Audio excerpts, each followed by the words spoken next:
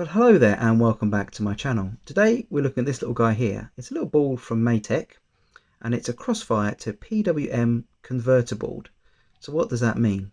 Well, what you do is you take this board, you wire up a crossfire receiver or a receiver that talks crossfire like Express LRS, and instead of getting an output you can plug into a flight controller, you get an output which is PWM which you can plug into a servo.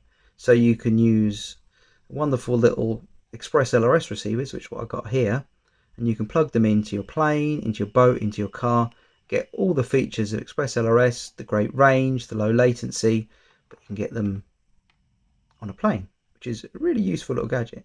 Now there are some Express LRS receivers out there that have PWM outputs, and they also can be modified so that they can have a normal serial output as well. But there might be a reason why you want to use this board as opposed to one of those. But we'll get to that in a second.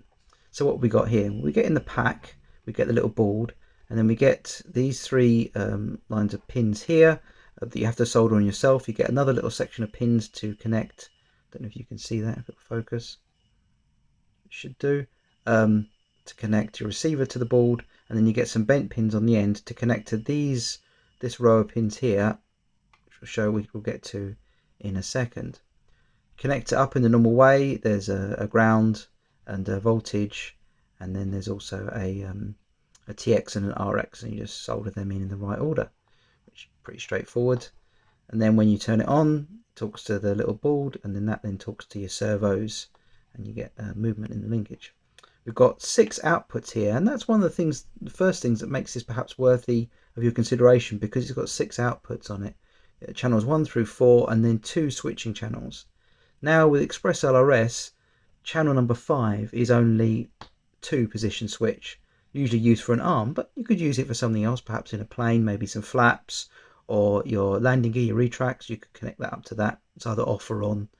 That would be quite useful. And then you've got channel 6, which is a 3 position switch. There can be more positions than that, but mostly a 3 position switch. So you could use that for, if you're using a little flight controller or something like that, to turn it on to safe mode or whatever it happens to be for your plane to keep it stable, and then switch it off again, or any other function, maybe flaps or something like that. Really useful. So that's something that makes this quite useful over the other versions of Express LRS with PWM boards outputs, because they normally only have 5 channels. And then we get some other useful little points here, because these pins here that we mentioned earlier, which you can see, these are telemetry outputs. So this can be really useful for sending telemetry back to your radio from your plane. So for example here, if we connect a wire to this, to the positive, we get VBAT, so we can see the voltage of our battery in real time on our transmitter. That can be useful, especially flying a plane. You don't have a heads-up display, so you can get that voltage readout on your transmitter instead. It's quite a useful bit of telemetry. Current as well, checking out new props or perhaps new motor. Is the ESC the right ESC? Is it drawing too many amps? Is it not? You can check your current meter there by connecting up to that. And then you've got these 4 pins here, which are very useful pins indeed. They're another UART. You've got an RX2 and a TX2, and these connect up to a GPS. We recommend using a Matek GPS. They're a bit more expensive, but they're very, very good GPS. Say a lot what Matek makes, a very good quality. And then when you connect it up, it gets satellites, it gets a signal, gives you GPS coordinates, which then relayed back to your transmitter.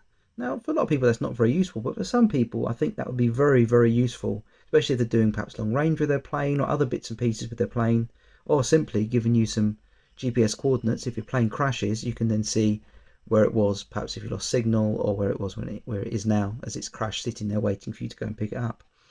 So some useful little outputs there for telemetry in your model.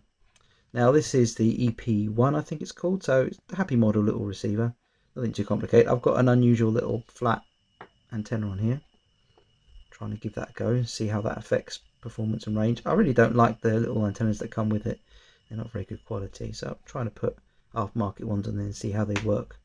Certainly this looks a bit tougher than the little low quality antenna you normally get, and it's even got like a locking little fitting there, so it's locked on, so it's not going to pop off very easily. So that's quite a good little feature on this antenna. But anyway, so there we are, a little board so you can fly your planes with Express LRS, A couple of auxiliaries if you want to use them, or just your 4 channels. Put it in your plane and fly. So hope this has been useful to you. Product that's costs only a few quid. Obviously it'll be in the description below if you want to click on that link. I doubt it'll be an affiliate link because I'll be doing it to one of the UK sellers who are a lot cheaper. For some reason, everyone's favourite Chinese seller is a bit expensive for these boards, but the UK ones are a bit cheaper. So I'll put that link in there. Won't be an affiliate. So if you want to check it out, give it a go, especially if you're into your planes, boats or cars. So hope this has been useful for you today. Perhaps I'll catch you in a video in the future. Take care. Bye bye.